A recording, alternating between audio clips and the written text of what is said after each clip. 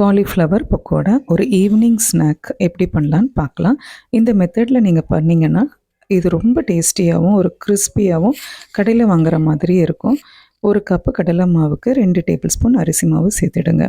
இப்போ இது கூட 1/4 டீஸ்பூன் மஞ்சள் தூள், 1 டேபிள் ஸ்பூன் காஷ்மீரி மிளகாய் தூள், தேவைக்கேற்ப உப்பு. இப்போ இதில் 2 சிட்டிகை பேக்கிங் சோடா சேர்த்துடுங்க. சேர்த்துட்டு பொடியாக நறுக்கின வெங்காயம், இஞ்சி, கொத்தமல்லி, கருவேப்பிலை எல்லாம் சேர்த்துட்டு கொஞ்சமாக தண்ணி சேர்த்து இட்லி மாவு கன்சிஸ்டன்சிக்கு இதை மிக்ஸ் பண்ணி எடுத்துக்கலாம். இப்போ இதை பாருங்கள். இப்போ இதில் இந்த மாதிரி ஒரு பதத்தில் இருக்கணும். இது நீங்கள் ப்ரிப்பேர் பண்ணுறதுக்கு முன்னாடி 1/4 கிலோ காலிஃப்ளவரை ஒரு 2 நிமிஷம் பாயில் பண்ணி எடுத்துக்கோங்க. இப்போ இந்த பாயில் பண்ணி வச்சுருக்கிற காலிஃப்ளவரை இந்த மிக்சிங்கில் போட்டு நல்லா மிக்ஸ் பண்ணி விட்டுடுங்க. இப்போ இந்த மாவு நல்லா அதில் மிக்ஸ் ஆகணும் காலிஃப்ளவரில்.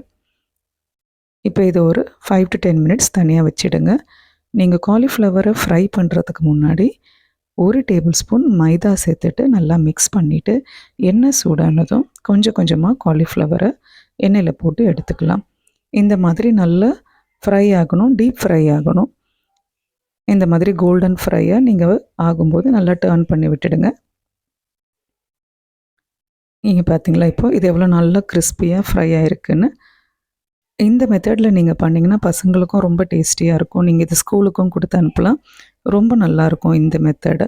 ஏன்னா இதில் நம்ம ஆனியன், இஞ்செல்லாம் சேர்க்கறதுனால ரொம்ப கிறிஸ்பியாக டேஸ்டியாகவும் இருக்கும். இதை ட்ரை பண்ணி பாருங்கள்.